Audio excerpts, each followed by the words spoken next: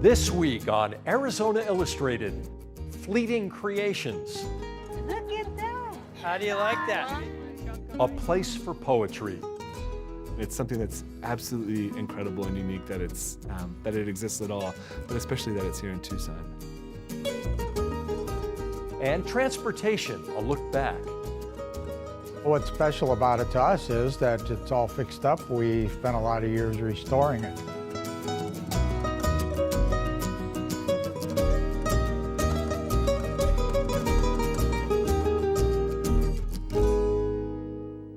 Happy New Year and welcome to 2018 and a new season of Arizona Illustrated. I'm Tom McNamara.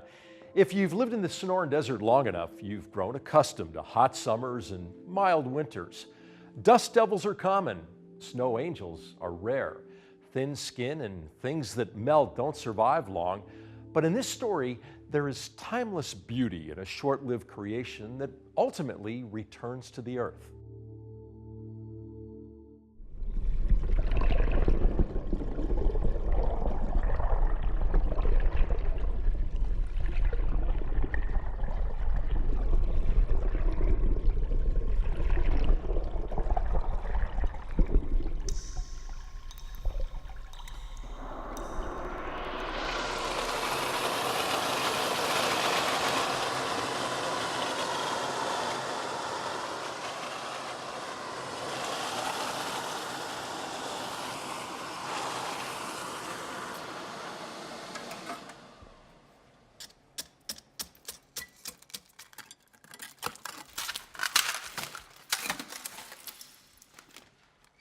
Every time before I do a setup, I am a nervous wreck.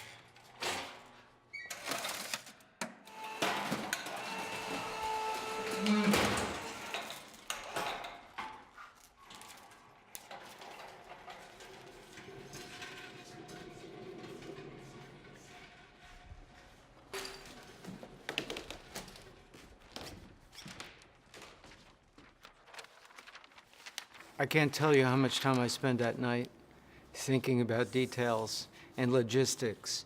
And is this going to fit? Is this going to hold up? Do I have enough support in the bottom to hold this big piece up?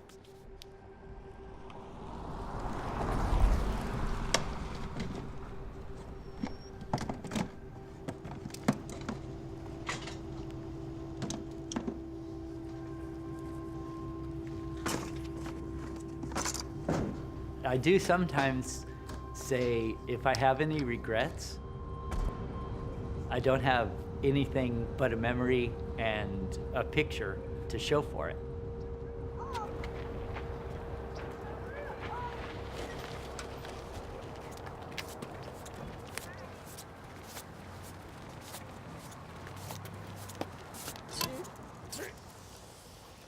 think I'm going to go that way. So otherwise it's going to get really dirty. The ice that we create is a lot harder than ice that has oxygen in it. It's a lot better. Yeah. So we have to temper it. We allow it to start to melt a little bit before we do any carving. Right there, that's good. It makes it, to me, almost magical. As a child, didn't feel I was very talented at art. And it wasn't until I was long out of school realized that my mind works much better in 3 dimensions. I still struggle when I do animals. The chainsaw cuts straight lines. And Tom often reminds me, in nature, there are very few, if any, straight lines. Hey, can I double check my lines with you? I've known him about for 30 years. Where to start? Right there. Yep. So he's a very good Does the teacher. front look good?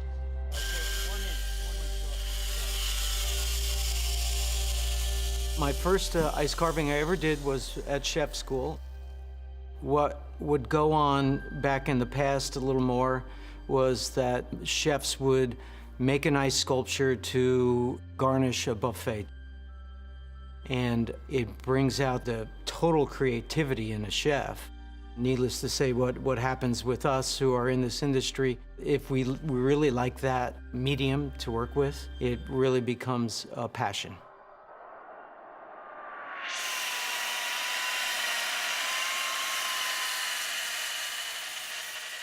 When I did my first ice carving, I was a cook.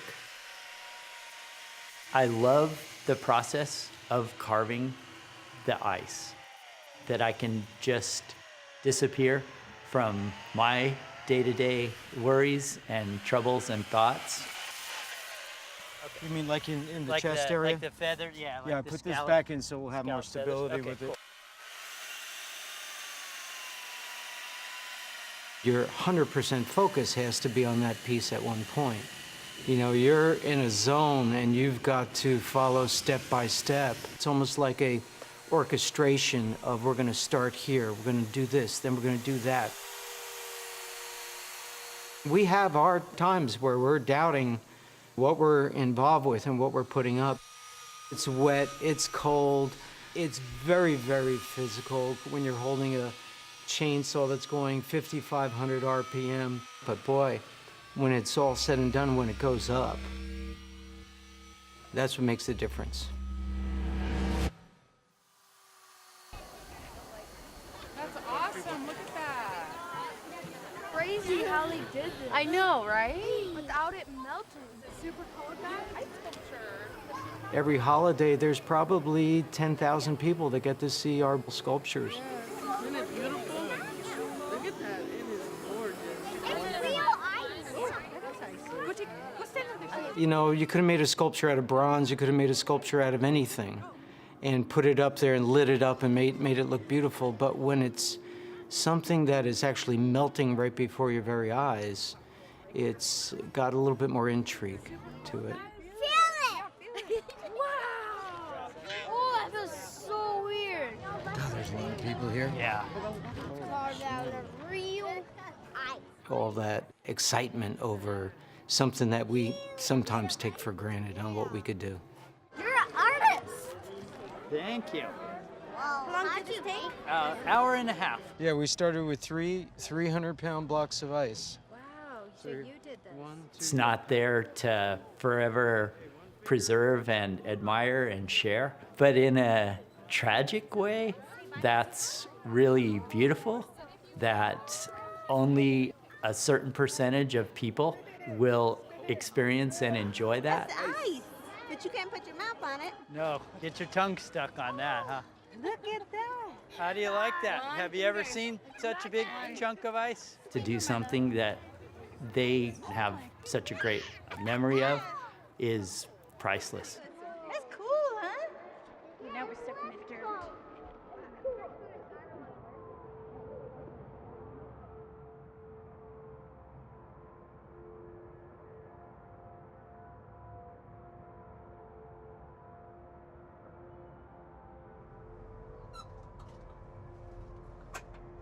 The most special sculpture is the angel. She was like an angel. Caring made so many people's lives special. Sometimes on the 4th of July, the day that she passed away. I'll take an angel and leave it on my wife's gravesite. It brings me some comfort to know that she's still in our thoughts.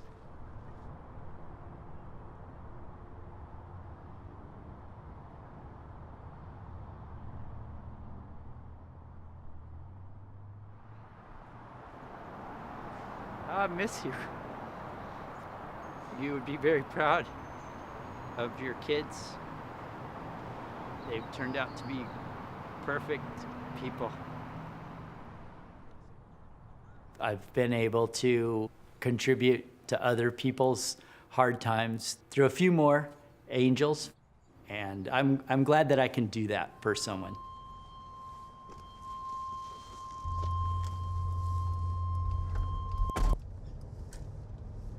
It took a long time, but now that I know I can make something that will bring joy to someone else, that tells me that I've got an artist's hands.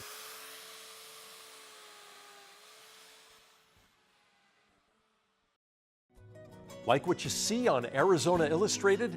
Visit our webpage at azpm.org to watch and share videos from this episode. You'll also find stories from future programs, an easy way to submit your own story idea, an archive of past episodes of Arizona Illustrated. And you'll find everything you need to stay connected with public broadcasting in Southern Arizona. azpm.org. I am looking at trees. They may be one of the things I will miss most from the earth, though many of the ones I have seen already I cannot remember. Those are the first lines from W.S. Merwin's classic poem, Trees. A book by Charles Hobson illustrating ways to encounter Merwin's trees was recently acquired by the Poetry Center at the University of Arizona, representing the 50,000th book in the collection.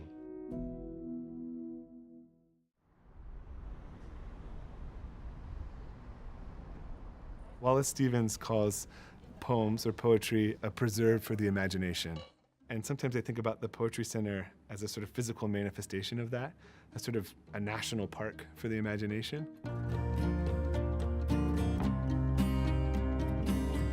The University of Arizona Poetry Center has been located in this building on campus in Tucson since 2007. It was built to be a permanent home for poetry in this community. Its doors and massive library are open to anyone free of charge. You don't even need an ID to go in and read. People, I think, do see the facility and think, oh, that's, it's new. This is a new place. It's a longer and prouder history than just the facility. Richard Shelton was at the U of A in 1960 when the center was just an idea. He and his late wife, Lois, played a critical role in its formation. President Harville called me into his office one day, and he said, the Walgreen heiress, Ruth Stephan, is giving the university a lot with a small house on it, and she wants to establish a poetry center. She's going to supply books to duplicate her poetry library in Greenwich, Connecticut. One of the most influential poets in American history, Robert Frost, traveled to Tucson to dedicate the center in 1962. From the very beginning, the thrust of the Poetry Center was about the collection and about poets and making a space for them here in Tucson in the desert. The collection started in this cottage, and with the help of an endowment acquired new books at a pace that at times was difficult to contain. There was a while when we really didn't have enough staff to receive the books and catalog them in and all that. It's a lot of work. One time I took over as director, and the previous director had boxes of books stacked in the hall. We're buying about 1,200 books a year. We subscribe to about 250 literary journals. I think it's remarkable that that sort of visionary gift with sort of creative librarianship, consistency, routine effort done over time has grown into one of the largest poetry collections in the country. The collection focuses on poetry from 1960 to the present day, and is indeed one of the largest collections of poetry in the country. This rare book is a special acquisition for the center. It's called Trees, and it's built on a poem by W.S. Merwin, former U.S. Poet Laureate. He's visited the Poetry Center many times over the decades. This is a special book to us because it's very beautiful. It's a milestone for us to have reached 50,000 books. The book is designed to fold out so that it can be experienced in a multitude of ways. The lines of the short poem are woven into the pages, and that's really appropriate because the poem itself is about relationships. When I think about the significance of the 50,000th book to the Poetry Center, I also think in terms of relationships. Merwin is very well beloved, and his long-time affection for Tucson has meant that there are a lot of ties between the Poetry Center and Merwin's work. W.S. Merwin is one of many influential poets to visit the Poetry Center as part of the reading and lecture series that started in 1962 and continues to this day. We had readings, basically. That was what we did.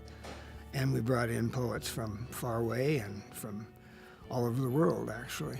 The center has hosted over 1,000 poets, including 27 U.S. Poet Laureates, 40 Pulitzer Prize winners, 35 National Book Award winners, and 4 Nobel laureates. So it's not facetious to say that there's a way in which the 20th century of American poetry tracks through Tucson. It's almost easier to say who hasn't been here to get a sense of who has been here.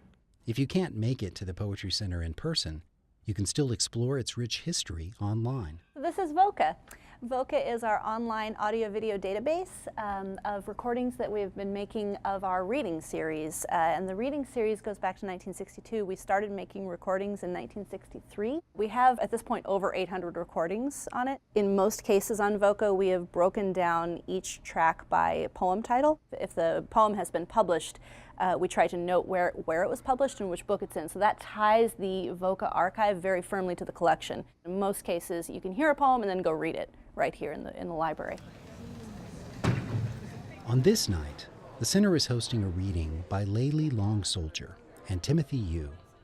They're both internationally recognized emerging poets who address social issues in their own way. They draw a large crowd. Thank you all for being here. Thank you to everybody at the Poetry Center. You know, I imagine perhaps you all are accustomed to this space existing, but you know, coming here and seeing this space and seeing all the folks here is just astonishing for a poet. Yu's book, 100 Chinese Silences, rewrites work from influential poets who have unfairly thematized China. His humor can be disarming, but his work has a serious edge. I am a cicada floating in a coffee cup on the desk of the poet laureate. Grant proposals are being written. Many bottles of Napa wine are emptied. But even when his nodding head strikes the desk like a bobbing Buddha's, I lurk silently inside my mug, chipped by the teeth of Ezra Pound.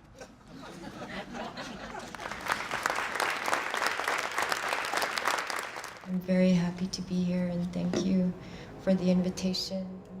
Long Soldier is reading from her 2017 book, Whereas, which was a finalist for the National Book Award. I am a citizen of the United States and an enrolled member of the Oglala Sioux tribe.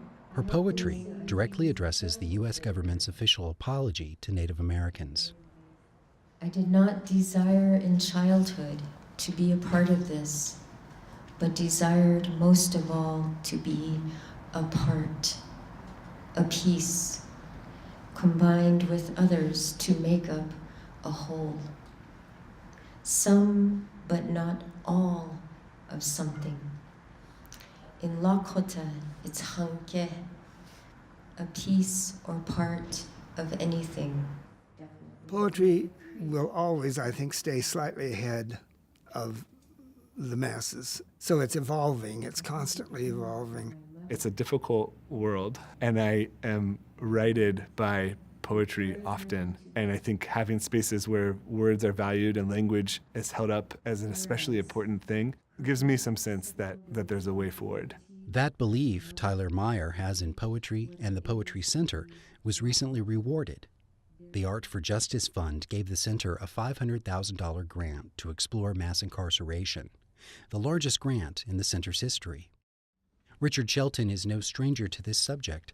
He's been teaching poetry in prisons for years. I find it hard to believe, actually, that anybody would give that money, and I'm delighted. And I hope that, you know, the emphasis can be on working with incarcerated people.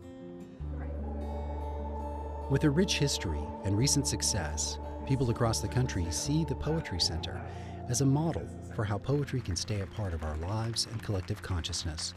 It's hard to get great big support for poetry, and just one look at the center, just the opportunity to walk around the center and to see how it promotes the art is enough to give people like me faith that we can build centers like these throughout the nation, and we should. The Poetry Center is part of a larger poetry coalition, and it's nice to see poetry organizations like the Poetry Center here taking a leadership role and working together around the country to foster poetry and encourage and build audiences for poetry. So I can only see it growing. Ultimately, We're beings based in language. And I think how we talk about the things that matter greatly to us largely defines our relationship to them.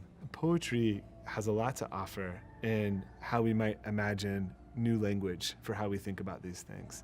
And if we can imagine new language, I think then we can imagine new kinds of relationships with these challenges.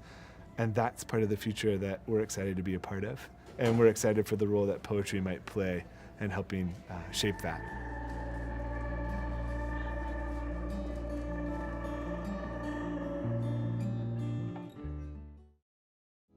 What was once an indoor soccer field is now being transformed into a gathering place for memories of a time since past.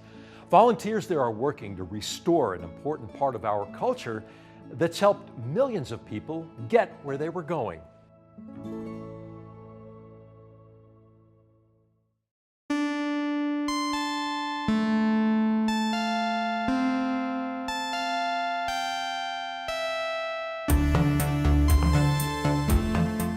We think transportation is a key part of our lives. Everybody uses transportation.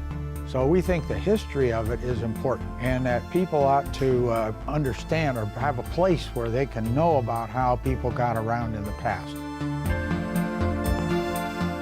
This is a 1938 yellow coach bus. That was a manufacturer that was a subsidiary of General Motors, and it was used down in Bisbee, Arizona. What's special about it to us is that it's all fixed up. We spent a lot of years restoring it. When we found it, it was behind a house in St. David, kind of sitting down in a field, and so it needed complete restoration. But enough of it was there that we could tell which bus it was and the paint scheme. Like a lot of our restorations, you have to have parts and they're hard to find. So we actually had 2 other buses of the same model that we were able to get different parts off of. So you take 3, you make 1, it turns out looking beautiful.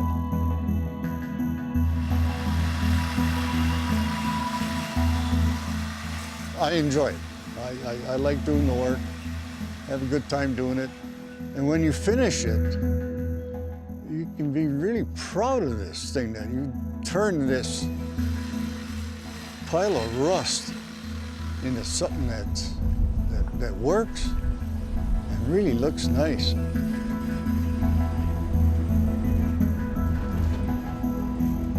We took the bus down to Bisbee. They have a yearly event down there. We brought that bus down there, and people went nuts over that thing. First time we drove the streets since the early 50s.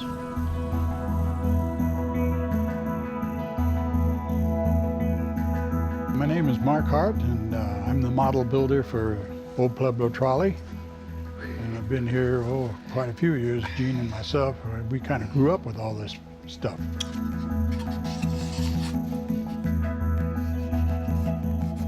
This all started back in around 1944, because I even liked buses then, you know.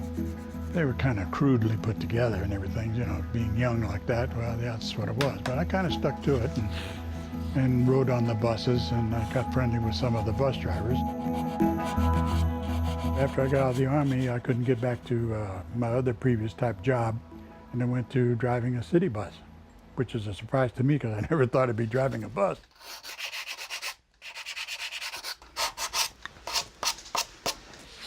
Any idea on how many you've made along the years? Oh, geez, I've made so many of them. I got buses all over the country. So I have one person that has 100 of my buses in Lincoln, Nebraska. There's quite a few bus nuts out there. And I'm one of them, and Gene's one of them. Of course, he collects the big ones, and I make the small ones.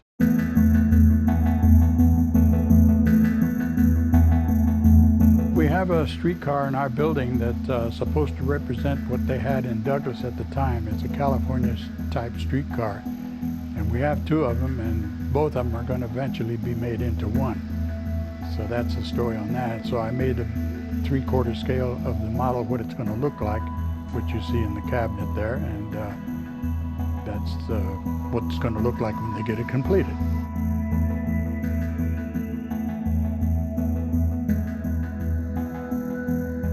The model is basically the same model that they restored, the original bus, which is number 8. I call this one number 7. But I made a model of it, and it's the same colors and same striping and everything to represent the Bisbee Warren bus.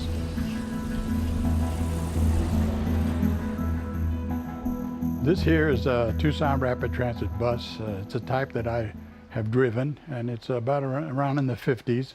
And they were 35 feet long, 8 feet wide. They were nice buses. They were diesel, 45 passenger. And I spend a lot of time behind the wheel on these buses. And I think around at that time we had about 45 buses then. Well, this here coach here is a GMC bus, and it's an actual Tucson Rapid Transit bus. And this is one of the buses I used to drive when I was in service with the bus company. And it's here retired with me here at the old Pueblo Trolley bus restoration program. And anyway, I spent many a day on this bus, driving it 8 hours a day, and it became friends with me. It's a great big one. And I have my driver's cap, which is number 18. I still have that also. This old girl, she's been pretty reliable. As a matter of fact, this is the one that ran in bus service for so many years. I've been here with the guys about 17 years, I think, volunteering once and twice a week. Well, unless one of these rails drops on my head, I plan on going on a little longer. You know, it'd be really great to see a couple more of these buses completed.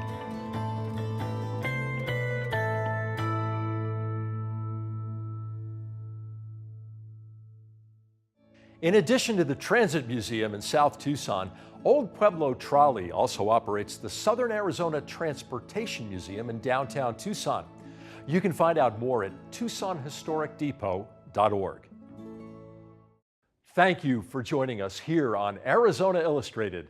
Next week, beer is delicious. Our idea is to pitch potable reuse to Arizona with a unique twist. Cultivating community. And that's what makes it a really fun challenge, is we're always like shifting and changing and testing how our efforts work, and it's a really fertile ground. And Boom Boom Rivera. People say it's like we got built up anger, but it's not built up anger, it's untapped energy. I'm Tom McNamara. See you then.